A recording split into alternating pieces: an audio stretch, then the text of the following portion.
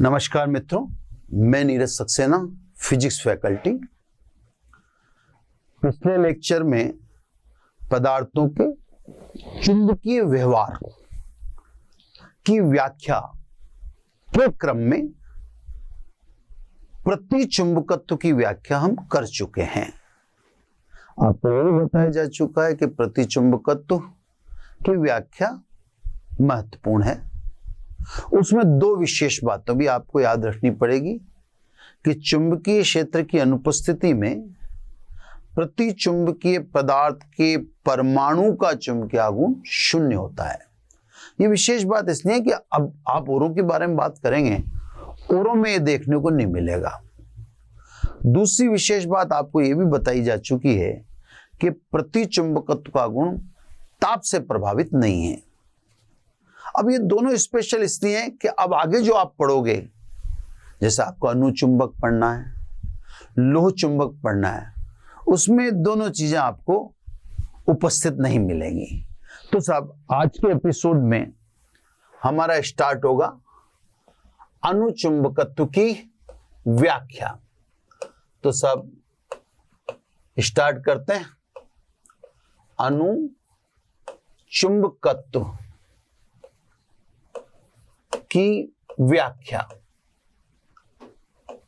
चित्रों से, तर्कों से स्पष्ट किया जाएगा। अनुचुंबकत्व किससे कहते हैं, ये बात हम कर चुके हैं। वे पदार्थ जो चुंबकीय क्षेत्र में अल्प आकर्षित होते हैं अनुचुंबकीय पदार्थ कहलाते हैं। अब व्याख्या की बात करें। जिन पदार्थों में अनुचुंबकत्व का गुण प्रेक्षित होता है अर्थात देखा गया है, ऐसे अधिकांश पदार्थों के परमाणुओं में इलेक्ट्रॉन की संख्या विषम पाई गई है। अब देखो, कल हमने कहा था प्रतिचुंबक में कि सब प्रतिचुंबक का व्यवहार जिनमें पाया गया, ऐसे अधिकांश पदार्थों के परमाणुओं में इलेक्ट्रॉन की संख्या सम पाई गई है। तो जब इलेक्ट्रॉन की संख्या प्रतिचुंबक में सम पाई गई थी तो हमने चुंबकीय क्षेत्र की अनुपस्थिति में आपको बताया था कि विपरीत दिशा में चक्रण और कक्षीय गति करने वाले इलेक्ट्रॉन का चुंबकीय आघूर्ण बराबर लेकिन विपरीत दिशा में होने का कारण परिणामी शून्य होगा। तो ये तो प्रतिचुंबक की बात है। लेकिन आज जब हम अनुचुंबक की बात कर रहे हैं तो आज हम कह रहे हैं कि जिनमें यह गुण प्रेक्षित होता है, इससे अधिकांश पदार्थों के परमाणु में इलेक्ट्रॉन की संख्या विषम पाई जाती है। इलेक्ट्रॉन विषम संख्या में है तो स्वाभाविक है एक दिशा में चक्रण और कक्षीय गति करने वाले इलेक्ट्रॉन का अधिक्य होगा। यानी अब परमाणु का चुंबकीय आघूर्ण शून्य हो ही नहीं सकता। जैसे सम संख्या में मान लो 8 इलेक्ट्रॉन है साहब, तो 8 में से 4 इलेक्ट्रॉन तो एंटी क्लॉकवाइज चक्रण और कक्षीय गति करेंगे, ठीक है साहब, और 4 अन्य इलेक्ट्रॉन क्लॉकवाइज कक्षीय और चक्रण गति करेंगे। तो यहां पे है बराबर लेकिन विपरीत दिशा में, क्योंकि एक एंटी क्लॉकवाइज है तो दूसरा क्लॉकवाइज है। तो जहां सम संख्या में इलेक्ट्रॉन होते हैं उन परमाणु का चुंबकीय आघूर्ण तो शून्य होगा। लेकिन इलेक्ट्रॉन की संख्या 7 है, मान लीजिए 7 है तो 3 तो आप डिवाइड कर दीजिए, एंटी क्लॉकवाइज और क्लॉकवाइज। अब एक इलेक्ट्रॉन तो बचाना है। अगर वो एंटी क्लॉकवाइज चक्रण और कक्षीय गति कर रहा है तो स्वाभाविक है एंटी क्लॉकवाइज गति करने वाले इलेक्ट्रॉन का अधिक्य हो गया। और यदि वो एक इलेक्ट्रॉन क्लॉकवाइज चक्रण और कक्षीय गति कर रहा है तो स्वाभाविक है क्लॉकवाइज कक्षीय और चक्रण गति करने वालों का अधिक्य हो गया। तो अधिक्य हुआ ना, दोनों की संख्या बराबर तो नहीं हुई ना, तो स्वाभाविक है अब परमाणु का चुंबकीय क्षेत्र की अनुपस्थिति में चुंबकीय आघूर्ण शून्य नहीं हो सकता है। तो सब अनुचुंबकीय पदार्थ के परमाणु का चुंबकीय आघूर्ण शून्य नहीं होता है। एम परमाणु इज नॉट इक्वल टू 0। तो इसका मतलब परमाणु चुंबकित है, जिसके पास एम है वो चुंबकित माना जाएगा। तो मैंने आपको एक बात कहा था कि प्रतिचुंबक में सम संख्या के कारण एम परमाणु 0 होता है, अनुचुंबक में परमाणु का चुंबकीय आघूर्ण 0 नहीं है। अब बात करेंगे पदार्थ की, है ना। अभी चुंबकीय क्षेत्र आरोपित नहीं किया, चुंबकीय क्षेत्र आरोपित करेंगे तो बोलेंगे, है ना। अब चुंबकीय क्षेत्र की अनुपस्थिति में पदार्थ की बात करें। परमाणु के पास तो चुंबकीय आघूर्ण है, लेकिन पदार्थ के अंदर परमाणुओं के चुंबकीय आघूर्ण विभिन्न दिशाओं में अभिविन्यस्त होते हैं।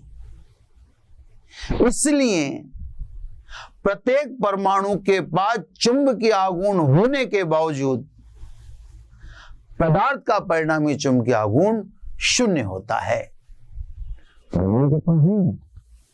लेकिन पदार्थ के पास चुंबकीय आघूर्ण नहीं है। मैं आपको सब समझाता हूं, क्योंकि अब मेरे को चुंबकीय क्षेत्र भी लगाना है, तो मैं एक जैसे 2 चित्र बनाऊंगा, है ना, ताकि चुंबकीय क्षेत्र वाली बात भी समझा दें। 3 बातें करते हैं, परमाणु, पदार्थ और चुंबकीय क्षेत्र। तो सब ये पदार्थ, इधर भी पदार्थ ही है, वो बिफोर और आफ्टर वाली बात है। बिफोर आफ्टर का मतलब ये चुंबकीय क्षेत्र लगाने के बाद है। ये जो चित्र बना रहा हूं मैं, ये चुंबकीय क्षेत्र लगाने के बाद, अभी इसकी चर्चा नहीं करें। तो सब अभी मैंने क्या कहा, परमाणु के पास तो चुंबकीय आघूर्ण है। अब इस समय अपन देख रहे हैं किससे, पदार्थ को। चुंबकीय क्षेत्र की अनुपस्थिति में पदार्थ का या पदार्थ के परमाणु का चुंबकीय आघूर्ण विभिन्न दिशाओं में अभिविन्यस्त होता है। तो देखो, ये चुंबकीय आघूर्ण है, ये एसएन दिखा रहा हूं, ये ना, एक मैं बता देता हूं, फिर सब में बताना तो जरूरी नहीं। अब देखो, ये है तो कहीं इसका उल्टा भी होगा, ऐसे ही ये है तो कहीं इसका विपरीत भी होगा। ये दोनों बराबर लेकिन विपरीत दिशा में। इसी प्रकार ये है तो कहीं इसका विपरीत भी होगा, दोनों का चुंबकीय आघूर्ण बराबर लेकिन विपरीत दिशा में, है ना। ऐसे ही ये है तो इसका विपरीत भी होगा। अब देखो, जितने भी परमाणु मैंने, मान लीजिए संख्या गिन सकते हैं अपन, तो कम ही बताइए अपन ने, 4 4 8 परमाणु बताए हैं। इसके पास भी चुंबकीय आघूर्ण है, इसके पास भी चुंबकीय आघूर्ण है, दोनों का बराबर लेकिन विपरीत दिशा में, क्योंकि एसएन दिखाते हैं। हर एक को तो देखो दिखा नहीं पाऊंगा मैं, है ना। ऐसे आप देखो, इसका चुंबकीय आघूर्ण और इसका चुंबकीय आघूर्ण बराबर लेकिन विपरीत दिशा में। तो मेरे कहने का मतलब ये है कि हर परमाणु के पास चुंबकीय आघूर्ण है, दिख रहा है, आपको भी दिख रहा है, लेकिन परमाणुओं का चुंबकीय आघूर्ण चुंबकीय क्षेत्र की अनुपस्थिति में, किसमें, चुंबकीय क्षेत्र की अनुपस्थिति में विभिन्न दिशाओं में अभिविन्यस्त रहता है। अच्छा देखो, एक स्वाभाविक सी बात है कि एक दिशा में विन्यस्त हो भी क्यों, ऐसा कौन सा फोर्स है जो उसको एक दिशा में विन्यस्त करने के लिए प्रयास कर रहा है, तो कोई प्रयास भी तो नहीं है ना। तो वास्तव में जब आपने चुंबकीय क्षेत्र लगा ही नहीं रखा तो परमाणुओं के चुंबकीय गुण एक दिशा में क्यों होंगे? वास्तव में नहीं होंगे। अगर वो भिन्न भिन्न दिशा में होते हैं तो स्वाभाविक है परिणामी चुंबकीय गुण शून्य होगा। तो परमाणु के पास चुंबकीय गुण था, लेकिन अगर आप पदार्थ की बात करें तो पदार्थ के पास चुंबकीय गुण नहीं है, यानी पदार्थ तो क्या है? विचुंबकित।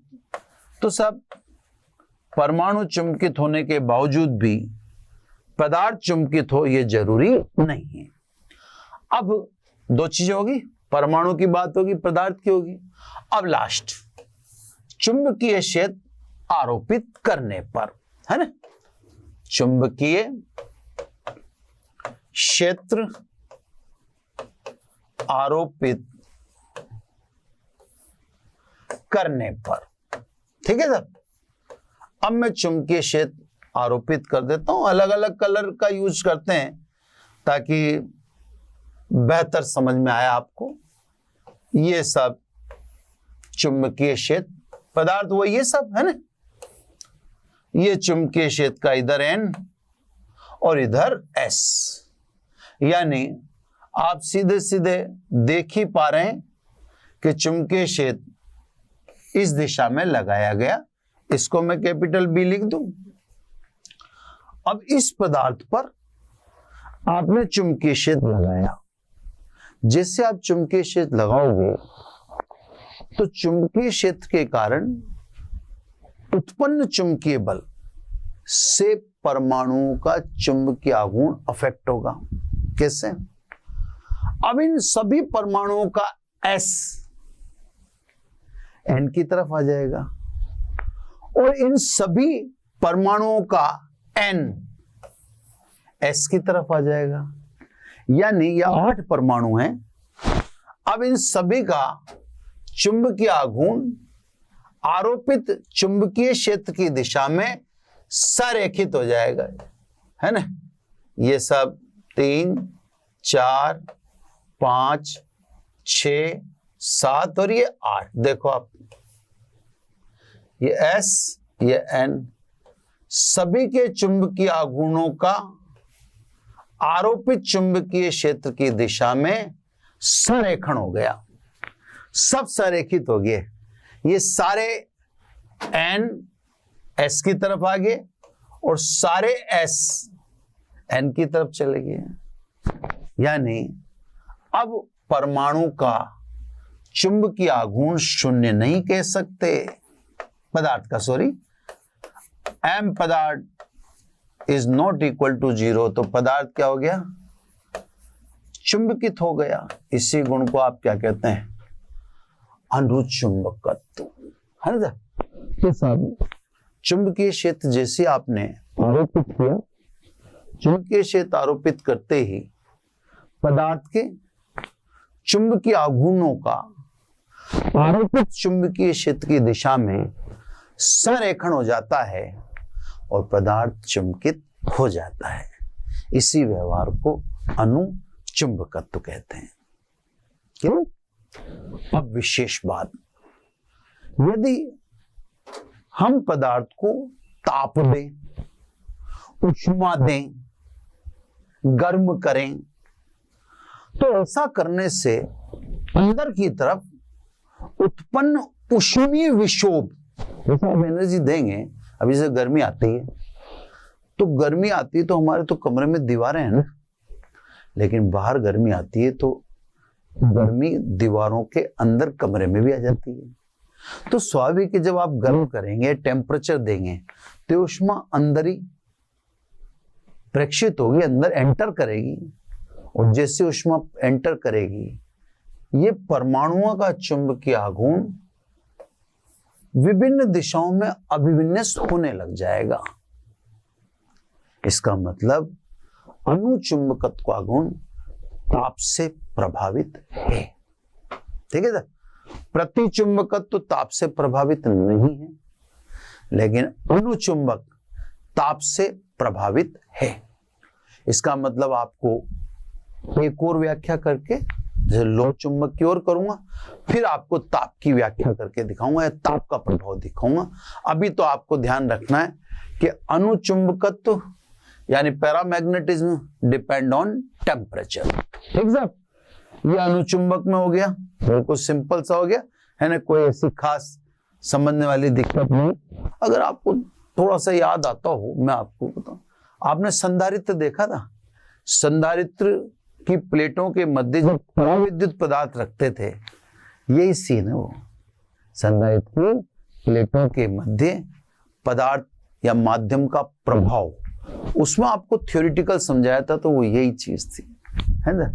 अब आप समझ भी सकते हो कि पदार्थ के परमाणु के पास चुंबकीय आघूर्ण होने के बावजूद पदार्थ चुंबकित हो, ये जरूरी नहीं है। देखो पदार्थ चुंबकित नहीं, लेकिन चुंबकीय क्षेत्र आरोपित करते ही चुंबकीय आघूर्णों का आरोपित चुंबकीय क्षेत्र की दिशा में संरेखण हो गया। देखो सारे तीर इधर आ गए। फलस्वरूप अब एम पदार्थ या पदार्थ का चुंबकीय आघूर्ण शून्य नहीं हो सकता, मतलब पदार्थ चुंबकित हो चुका है ना। जब अब आ जाए सब नेक्स्ट, अब अगली व्याख्या करते हैं अपन लोह चुंबक की व्याख्या, फेरोमैग्नेटिक, है ना।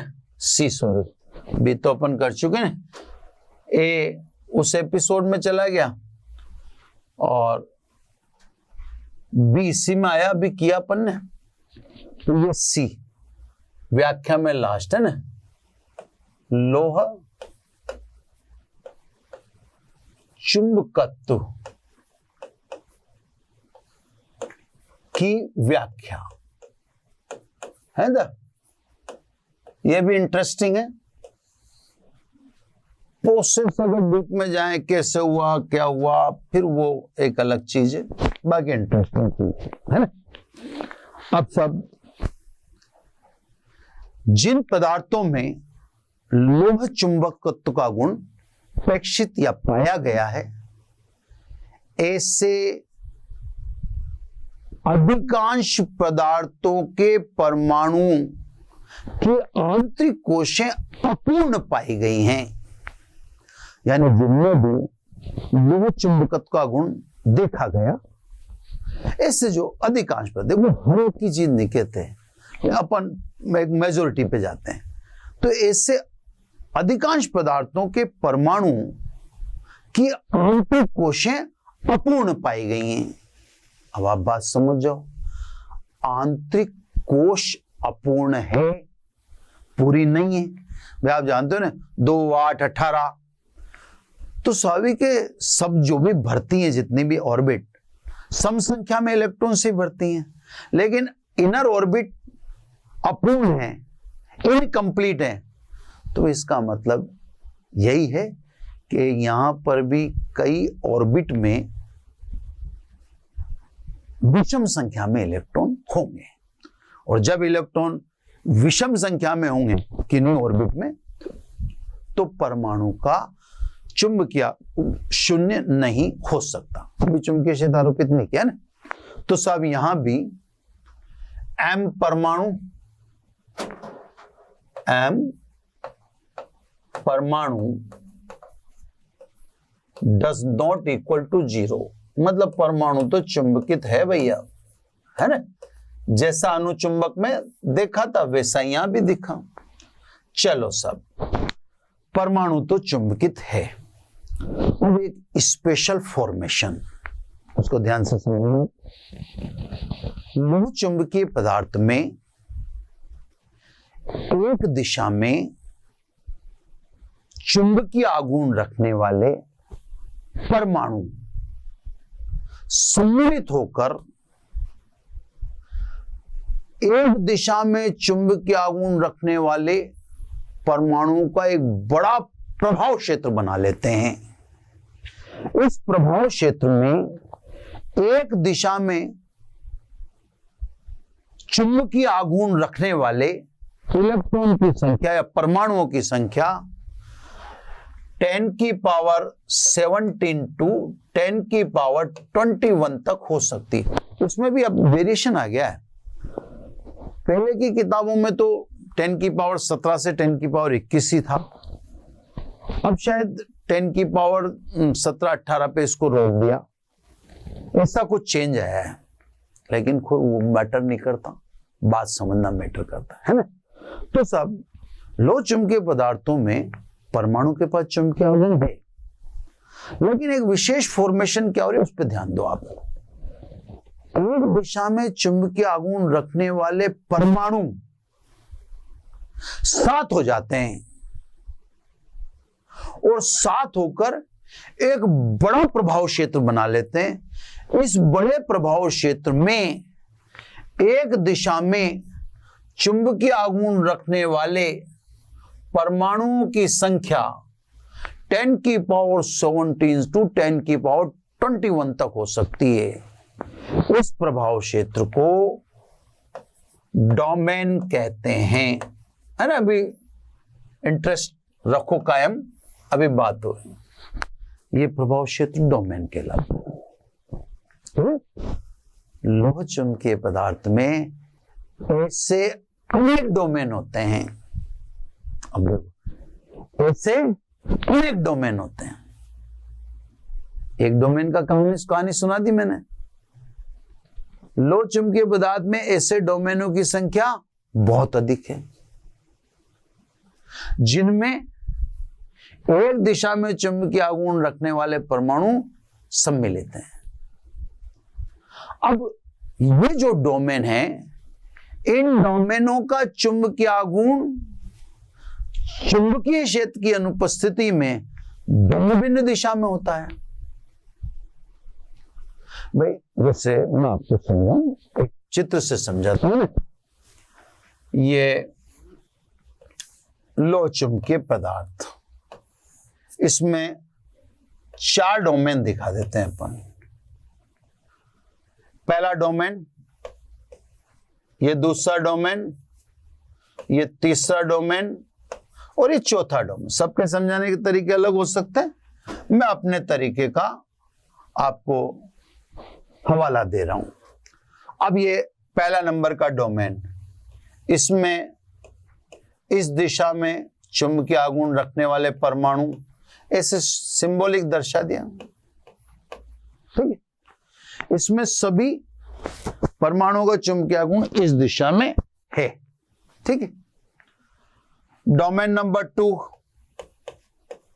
इसमें जितने भी परमाणु हैं, इन सभी परमाणुओं का चुंबकीय आघूर्ण वर्टिकल डाउनवर्ड्स यानी नीचे की तरफ है। ये डोमेन दूसरा है तो इसमें भी इतने ही, लेकिन इसमें चुंबकीय आघूर्ण किधर होते हैं? नीचे की तरफ।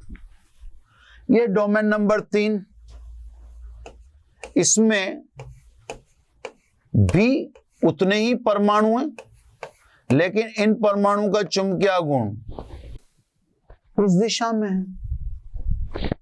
डोमेन नंबर 4, इसमें भी एक दिशा में चुंबकीय आघूर्ण रखने वाले लगभग उतने परमाणु हैं, 10 की पावर 17 से 10 की पावर 21, लेकिन इसमें चुंबकीय आघूर्ण वर्टिकल अपवर्ड है। तो 4 का सैंपल दिखा दिया। तो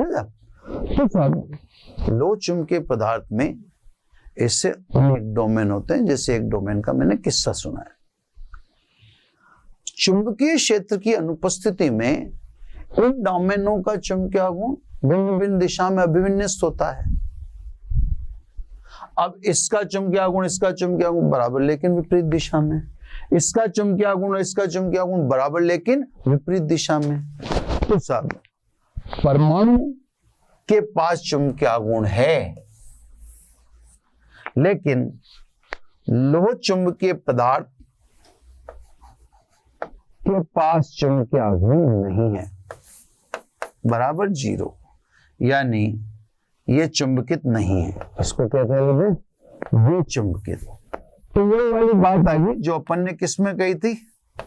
अणुचुंबक में, कि परमाणु के पास चुंबकीय आघूर्ण है। इसका तात्पर्य नहीं कि पदार्थ के पास भी चुंबकीय आघूर्ण नहीं है। आप लोहा देखते हो, देखते हैं लोहा, तो क्या लोहा चुंबक होता है? क्या नहीं होता। लोहे के पास डोमेन है, लेकिन डोमेनों का चुंबकीय गुण भिन्न भिन्न दिशा में अभिविन्यस्त थे। जब लोहे का चुंबकीय गुण या लोहे में के पदार्थ में डोमेनों का चुंबकीय गुण भिन्न भिन्न दिशा में अभिविन्यस्त है तो परिणामी चुंबकीय गुण शून्य होगा, अर्थात लोहे के अंदर कोई चुंबकत्व नहीं होगा। अब सब तीसरी बात करते हैं अपन चुंबकीय क्षेत्र आरोपित करने पर। तो यहां चुंबकीय क्षेत्र के दो प्रभाव दिखाए जाएंगे आपको, है ना। तो लो चुंबकीय पदार्थ पर चुंबकीय क्षेत्र आरोपित करने पर, अब मैं चुंबकीय क्षेत्र आरोपित करने पर तो एक तो यहां दिखाऊंगा, है ना, क्लियर। मेरे को स्पेस मिल जानी चाहिए, थोड़ा सा इस तीर को मैं छोटा कर लेता हूं ना, क्योंकि चित्र जितना स्पष्ट बनेगा बात हमें उतनी बेहतर समझ में आएगी, क्लियर।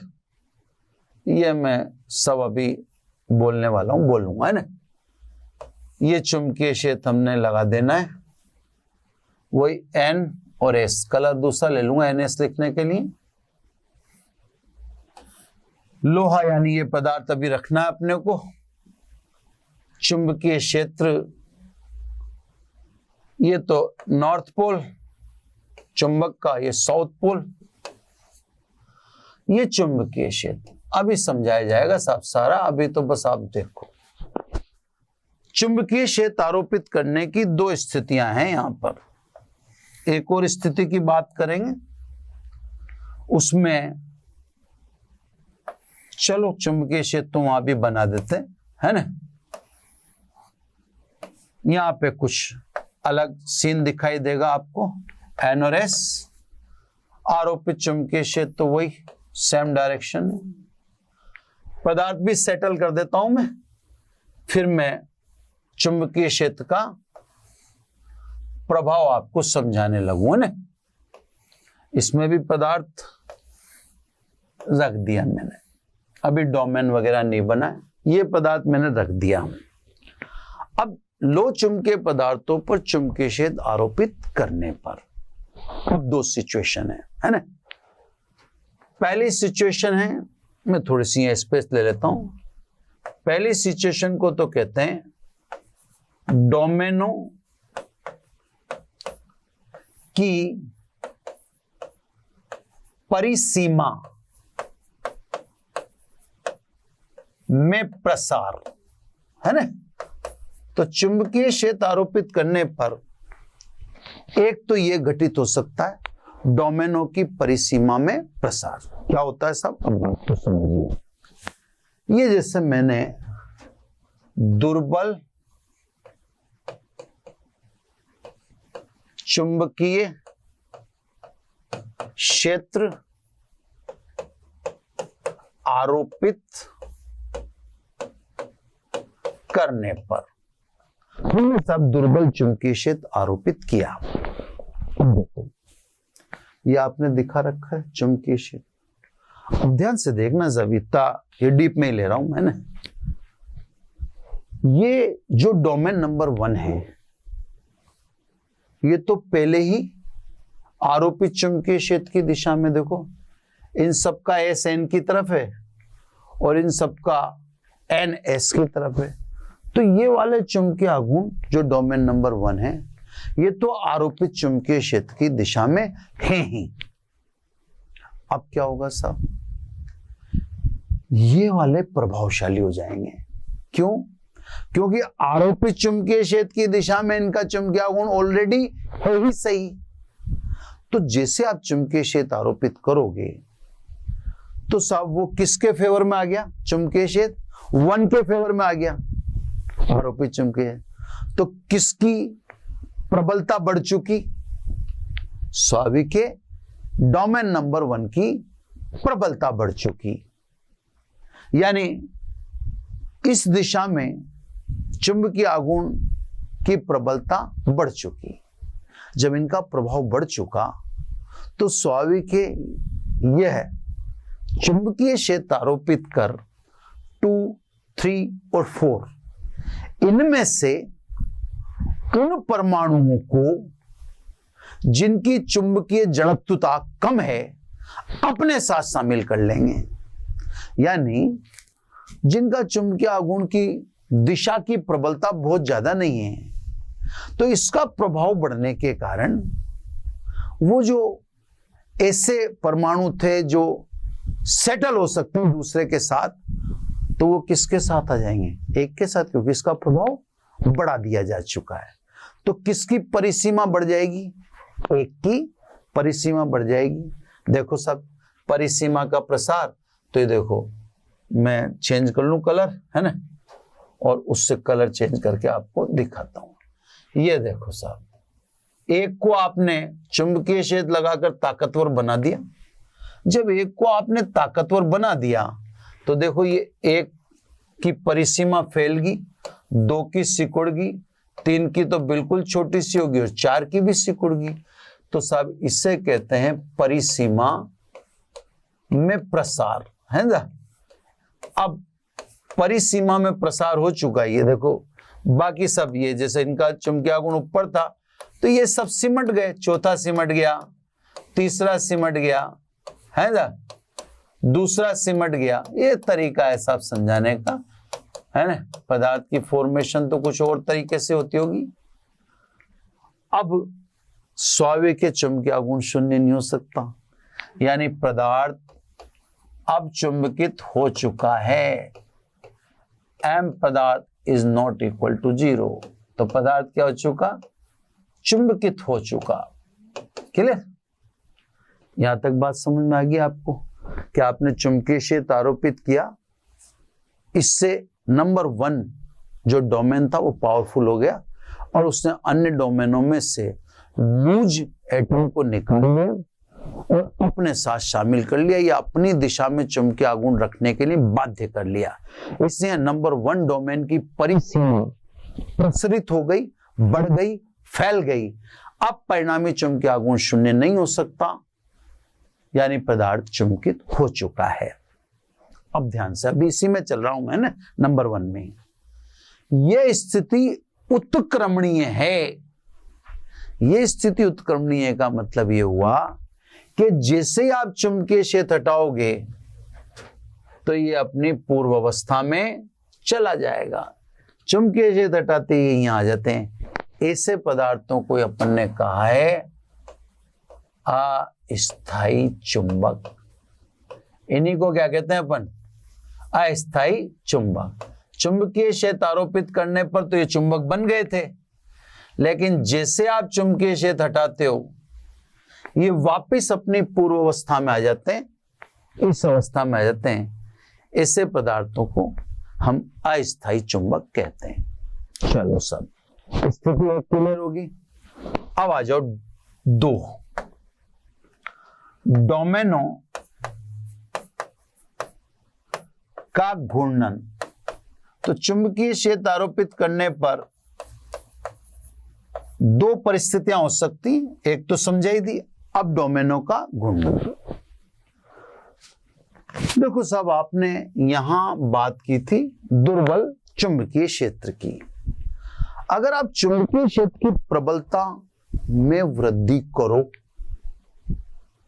तो जैसे जैसे आप चुंबकीय क्षेत्र की प्रबलता में वृद्धि करोगे तो आप नंबर 1 को सपोर्ट बढ़ाते जा रहे हैं। नंबर 1 का सपोर्ट बढ़ जाएगा तो फिर जिन परमाणुओं की शिथिलता अधिक भी होती है उनको भी नंबर 1 अपने आप में शामिल कर लेगा, अपने अंदर शामिल, क्योंकि आप प्रबल चुंबकीय क्षेत्र आरोपित कर रहे हैं, है ना। तो साहब वो फिर 2, 3, 4 को रहने ही क्यों देगा? 2, 3, 4 सबको खा जाएगा वो, है ना। तो साहब कहने का मतलब, अब जो सिचुएशन में दिखा रहा हूं वो है प्रबल चुंबकीय क्षेत्र आरोपित करने पर, या यूं कह दो चुंबकीय क्षेत्र की प्रबलता में वृद्धि करने पर। तो जब आपने चुंबकीय क्षेत्र की प्रबलता में वृद्धि की तो आपने डायरेक्ट इनडायरेक्ट नंबर 1 वाला जो डोमेन है इसको, इसके पावर बढ़ाते जा रहे हो, इसकी पावर बढ़ती जा रही है, तो ये अन्य 2, 3, 4 को खत्म कर देगा, उनको अपने साथ अपनी दिशा में चुंबकीय आघूर्ण रखने के लिए बाध्य कर देगा। तो भाई अब तो सभी डोमेन एक ही दिशा में चुंबकीय आघूर्ण रख रहे हैं। जब सभी एक दिशा में चुंबकीय आघूर्ण रख रहे हैं तो फिर इसे क्या बोलेंगे? इसे यही बोलना चाहिए डोमेनों का घूर्णन। तो अब तो सब एक दिशा में रख रहे हैं, तो अब परिसीमा के प्रसार की तो कोई बात करने से मतलब ही नहीं है। परिसीमा तो अपनी जगह ही रहने दो। अब तो जो हुआ वो तो बिल्कुल अजीबोगरीब हुआ। अब क्या हुआ? इसके भी सारे परमाणु का चुंबकीय आघूर्ण नंबर 1 है ना, और सेकंड वाले के भी सारे परमाणुओं का चुंबकीय आघूर्ण, थर्ड वाले के भी सारे परमाणुओं का चुंबकीय आघूर्ण,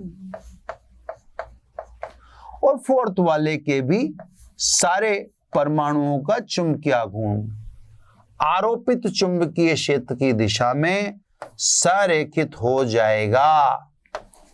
संरेखित हो जाएगा, जैसा कि आपको चित्र द्वारा मैं दिखा रहा हूं कि सारे परमाणुओं का चुंबकीय आघूर्ण आरोपित चुंबकीय क्षेत्र की दिशा में संरेखित हो गया, यानी सभी डोमेनों का घूर्णन हो गया, सभी आरोपित चुंबकीय क्षेत्र की दिशा में संरेखित हो चुके हैं। इसे चुंबकीय संतृप्त अवस्था कहते हैं, यानी अब इससे ज्यादा चुंबकत्व बढ़ा पाना संभव नहीं है। हो गया पदार्थ, जितना चुंबक बन सकता था पदार्थ बन गया, अब आप कुछ भी नहीं कर सकते। तो इसमें भी आपको मैंने समझाया था कि चुंबक में धारा वाला चुंबक बेहतरीन चुंबक है, उसका कोई मुकाबला ही नहीं है, उसमें कोई अड़के ही नहीं निकलता।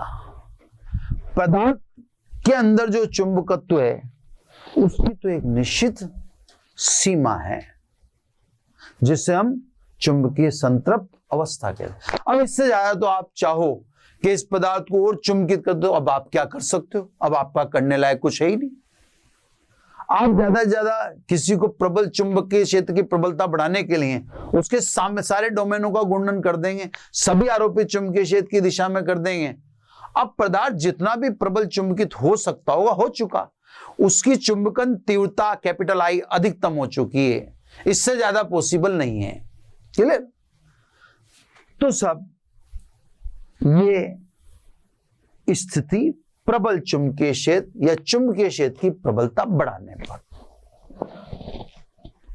यह स्थिति अनुत्क्रमणीय है। यह गजब की चीज है। यह स्थिति अनुत्क्रमणीय का मतलब यह है कि अगर आप चुंबकीय क्षेत्र हटा भी लोगे तो अब सभी डोमेन अपनी पूर्व अवस्था में आने वाले नहीं हैं। ये सभी डोमेन अपनी पूर्व अवस्था में नहीं आएंगे, अर्थात पदार्थ में चुंबकत्व बचा रह जाएगा, जिसे अवशेष चुंबकत्व कहते हैं। ये तो खैर ऐसे ही लिख देता हूं, मैंने आपको पढ़ाना है आगे भी। इससे अवशेष चुंबकत्व कहते हैं। क्लियर साहब? तो पदार्थ में चुंबकत्व बचा रह गया। अब आप सोचो, ये पदार्थ कौन से पदार्थ कहलाएंगे? इन्हें अपन स्थायी चुंबक कहते हैं। तो इस देखो, आप हर चीज का जवाब इतनी जल्दी नहीं मिलता। इस चैप्टर को शुरू किया था अपन ने प्राकृतिक चुंबक, फिर कृत्रिम चुंबक, फिर कृत्रिम चुंबक के 2 पार्ट, स्थायी चुंबक और दूसरा अस्थायी चुंबक। अब आपको सामने देखने को मिल रहा है अस्थायी चुंबक अस्थायी क्यों है वो बता दिया, स्थायी चुंबक आपके सामने। अब आप ये भी समझ सकते हो कि ये जैसे, ये तो अब आप समझिए ना इसका, है ना। अब ये लोहा है, अब ये चुंबक नहीं होगा क्योंकि इसका चुंबकीय आघूर्ण 0 है। लेकिन इस लोहे के पास, जैसे मान लो अपन पेंचकस को चुंबक से रगड़ते हैं या आलपिन चुंबक के संपर्क में आती है, ऐसे देखते हैं, तो वो सब चीजें क्या बन जाती है, चुंबक। तो इसका मतलब ये हुआ कि लोहे के पास एम था तो सही, परमाणुओं के पास था, लेकिन वो भिन्न भिन्न दिशा में था, इसलिए आपको लोहा कभी चुंबक दिख नहीं सकता था, क्योंकि एम बराबर 0। अब जैसे कोई चुंबक आप पास में लाए, ये जैसे मैंने चुंबकीय क्षेत्र आरोपित किया, जैसे कोई आप चुंबक पास में लाए, चुंबक को पास में लाते अगर ये हुआ है तो लोहे में तो ये नहीं होगा, ये होगा, ये हुआ है तो ठीक है, चुंबकीय क्षेत्र हटा दे, वापस पूर्वावस्था में पहुंच जाएगा, लेकिन लोहे में ये होता है ना। तो सब जैसे आपने चुंबकीय क्षेत्र आरोपित किया, अब आप समझ गए होंगे चुंबकीय क्षेत्र के दो प्रभाव हैं यहां पर, एक तो डोमेनो की परिसीमा का प्रसार और दूसरा डोमेनो का, तो सब डोमेनो का घूर्णन हो गया, ये सिचुएशन आ गई, यानी चुंबकीय संतृप्त अवस्था आ गई। चुंबकीय क्षेत्र जब तक है तब तक तो पदार्थ प्रबल चुंबकित होगा। अब आप चुंबकीय क्षेत्र हटाओगे तो ये स्थिति अनुत्क्रमणीय है, यानी सारे के सारे डोमेन उस पोजीशन में नहीं जाएंगे, यानी पदार्थ के अंदर चुंबक शेष रह जाएगा। तो आपको दिखता है पेंचकस, आलपिन, ये जैसे चुंबक के टच कराते हुए चुंबकित हो जाते हैं।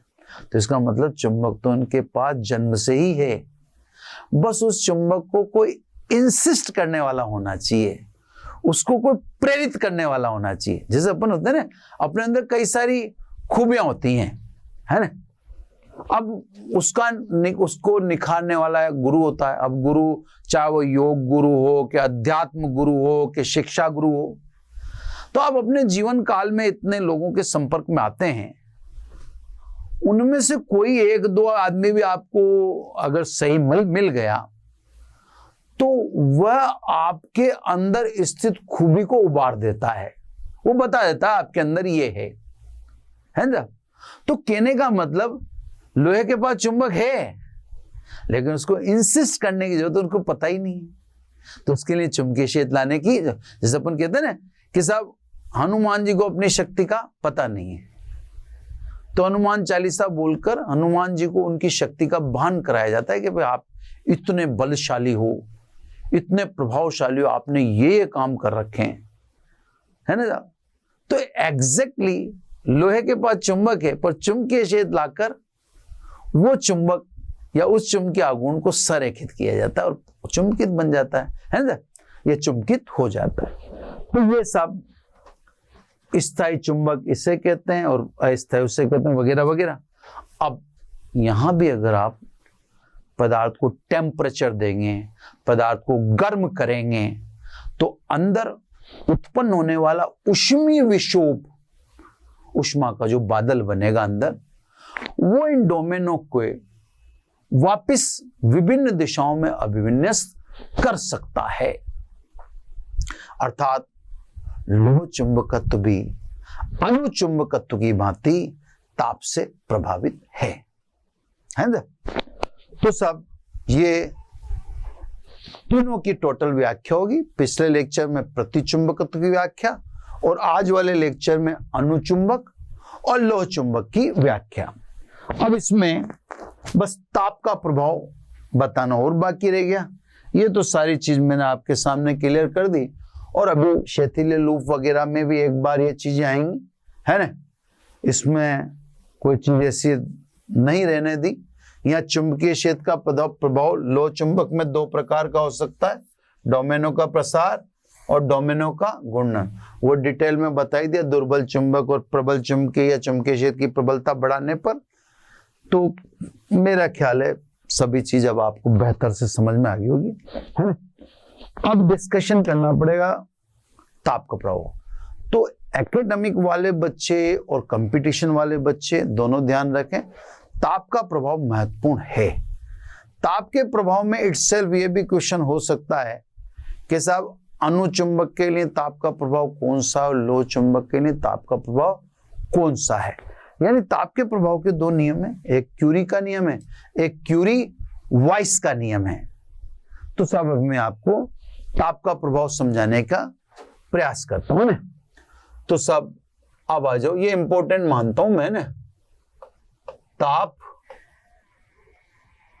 का प्रभाव है ना, महत्व तो देते हैं इससे थोड़ा सा है ना।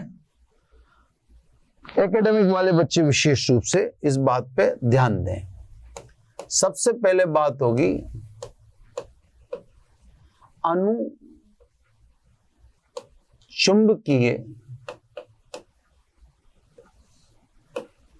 पदार्थों के लिए, ठीक है साहब। अब इसमें ध्यान क्या देना है वो मैं आपको अभी समझाऊंगा, है ना।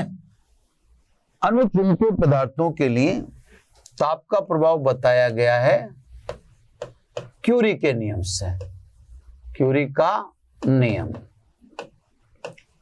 ठीक है साहब। क्यूरी का नियम सिंपल तरीके में भी है, जैसे भी आप चाहो लिखने, और एक थोड़ा सा इसका अलग तरीका भी है। क्यूरी के अनुसार अनुचुंबकीय पदार्थों की चुंबकन तीव्रता कैपिटल आई, चुंबकीय प्रेरण B0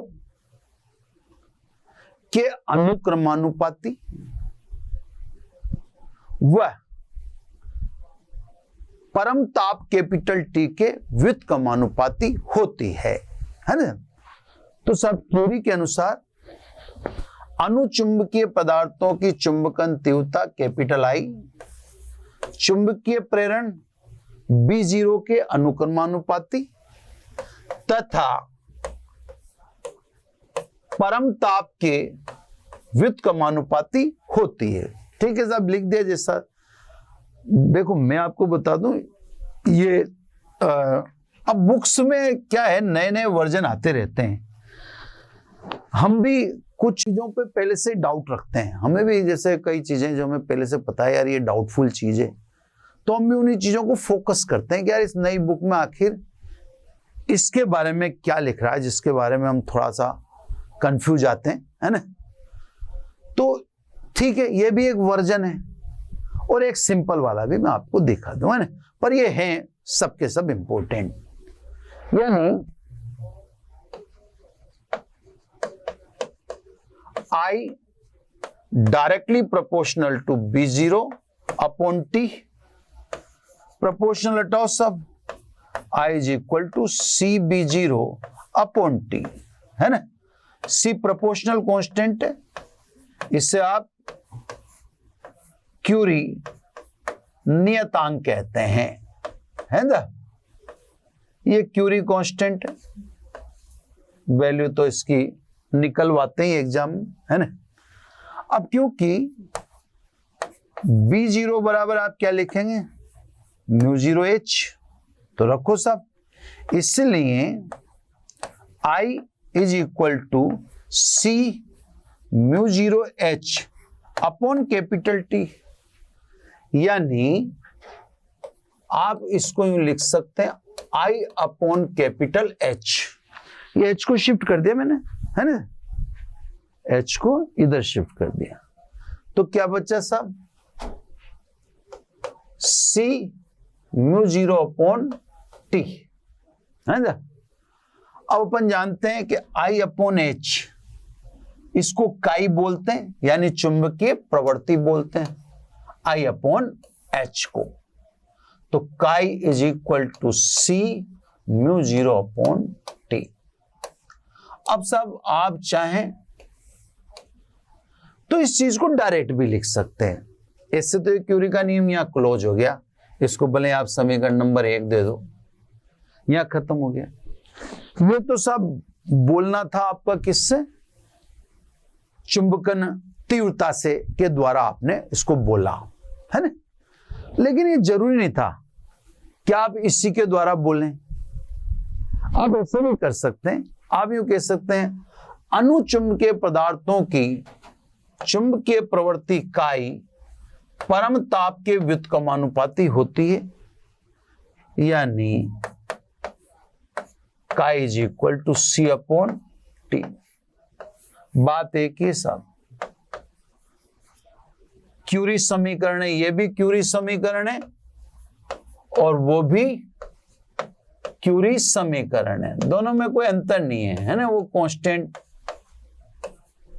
सेम है, वो ये कांस्टेंट में म्यू जीरो का मल्टीप्लिकेशन आ जाएगा। तो आप डायरेक्ट ऐसे भी लिख सकते हैं। तो मैं एकेडमिक वाले बच्चों को बता दूं कि ठीक है, जो उसका विस्तार था वो अपन ने देख लिया, लेकिन एकेडमिक वाले बच्चे अगर ध्यान नहीं रहता है तो इस वाले को लिख दे, कोई प्रॉब्लम नहीं। हाँ, ये जरूर पता पड़ा कि ताप बढ़ता है तो अनुचुंबकीय पदार्थ की चुंबकीय प्रवृत्ति में कमी होती है ना, काई कम होता है। क्लियर साहब? यानी ताप चुंबक का दुश्मन है। क्लियर? अब ये ध्यान रखो, आपसे क्या पूछेगा ये, आपसे ये मान लो क्यूरी का नियम ही नहीं पूछे, आपसे यही पूछ ले कि अनुचुंबकीय पदार्थों में ताप का प्रभाव किस नियम से दर्शाते हैं, तो आप बोलना क्यूरी के नियम से। या वो पूछ लें क्यूरी का नियम कौन से पदार्थों के में ताप का प्रभाव दर्शाता है, तो आप बताना अनुचुंबकीय पदार्थों में। अभी लोह चुंबक पर ताप के प्रभाव की बात मैंने नहीं की है, लोह चुंबक की बात अभी नहीं की है। अब आ जाइए सब, अब बात करेंगे लोह चुंबक की। लोह चुंबक की बात करने से पहले एक छोटी सी बात पढ़ाएंगे, ये भी इंपॉर्टेंट है ना। ये छोटी सी बात है, क्यूरी ताप है ना, TC बोल दो इससे। क्लियर? ये भी बहुत शानदार चीज है, इसको भी समझना, पूछा गया ये। वह ताप जहां तक या जहां लोह चुंबक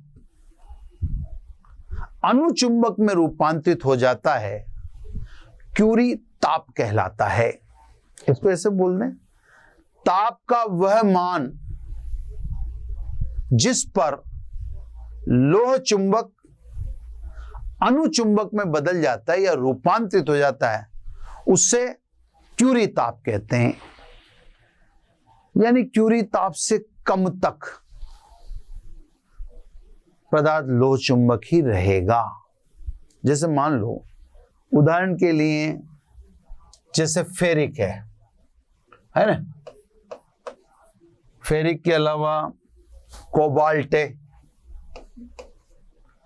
निकल है, ये सब वो पदार्थ हैं। अब जैसे इसका क्यूरी ताप है, केल्विन में लिखें तो 631 केल्विन, आप डिग्री सेंटीग्रेड में भी लिख सकते हो, है ना। कोबाल्ट का लिखें तो ये क्यूरी ताप है 1394 ना, एक मिनट, इसका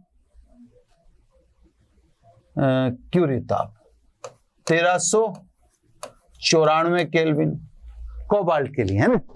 और अगर आप फेरिक के लिए लिखें तो ये 1043 केल्विन है। अगर डिग्री में कोई बताता है तो आप थोड़ा ध्यान रखना कि मैंने जो लिखा है वो केल्विन। अब आप एक को पकड़ लो, जैसे आप इसको पकड़ लो, फेरिक को पकड़ लो। फेरिक का क्यूरी ताप 1043 केल्विन है, ठीक है। तो 1042 केल्विन तक तो फेरिक लोह चुंबक ही रहेगा। अगर आप जैसे मान लो आपसे कोई कहता है कि आपने लोहे को 1000 डिग्री तक गर्म किया, तो क्या उसके लोह चुंबकत्व में परिवर्तन होगा? नहीं होगा। उसका क्यूरी ताप ही कितना है? 1043 है, और आप 1043 से कम ताप पर हैं। अगर कम ताप पर हैं तो पदार्थ लोह चुंबक रहेगा, और ताप का वह मान जिस पर लोह चुंबक अनुचुंबक में रूप, अब 1043 हो गया तो 1043 पर लोह चुंबक अनुचुंबक में रूपांतरित हो जाएगा। क्लियर साहब? तो क्यूरी ताप का मान अलग अलग पदार्थों के लिए अलग अलग है। जो ताप लिख रखे हैं, इस ताप तक तो ये पदार्थ क्या रहेंगे? लोह चुंबक रहेंगे। क्लियर? फिर अधिक करते इस तक आते ही अब एक उस पर 1 डिग्री पर 1 केल्विन पर निर्णय अपन उस पर या उसके आगे करते। अब साहब अपन ताप का प्रभाव पढ़ेंगे किसके लिए, क्यूरी ताप क्लियर हो गया है ना। अब आ जाइए ताप का प्रभाव लोह चुंबकीय पदार्थों के लिए, है ना, पदार्थों के लिए। तो सब लोह चुंबकीय पदार्थों के लिए ताप का प्रभाव क्यूरी वाइस के नियम से देते हैं। तो सब एक क्वेश्चन यही बन जाता है कि क्यूरी वाइस का नियम ताप का प्रभाव किसके लिए दर्शाता है, तो क्यूरी वाइस का नियम ताप का प्रभाव लोह चुंबक के लिए दर्शाता है, और क्यूरी का नियम ताप का प्रभाव अनुचुंबक के लिए दर्शाता है। ये एकेडमिक के लिए बता रहा हूं कि एकेडमिक में ये अपने आप में इंपॉर्टेंट है, क्योंकि दोनों के लिए ताप का प्रभाव बताने वाले नियम अलग अलग हैं, है ना। तो इसलिए कहने का मतलब आपको ध्यान रखना कौन सा नियम किसके लिए, है ना। क्यूरी वाइस का नियम सिंपल समीकरण के रूप में लिख देते हैं, जिसे क्यूरी वाइस समीकरण कहते हैं। Chi is equal to C T minus T C. ये सब लोह चुंबकीय पदार्थों पर ताप का प्रभाव है, इसे क्यूरी वाइस समीकरण कहते हैं। यहां पर ध्यान रखें टी ग्रेटर देन होना चाहिए टीसी, और टीसी कौन है, क्यूरी ताप, है ना। देखो अब सीधा सा अगर आप समझ भी रहे हो तो टी ताप तक यानी टीसी तक, क्यूरी ताप तक तो लोह चुंबक है ही सही। अब जैसे मान लो अपन ने लोहे के लिए कहा 1050, अब 1050 है तो 7 का भाग लगेगा, क्योंकि 1050 और लोहे के लिए क्यूरी ताप 1043, तो 1050 माइनस 10 तो 7 से सी डिवाइड होगा। टीसी तक लोह चुंबक है।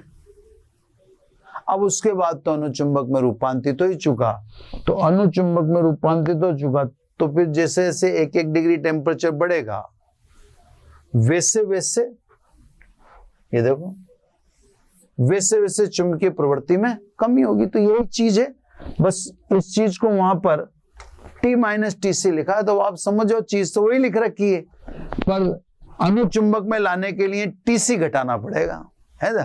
तो यहां पर T ग्रेटर देन टीसी।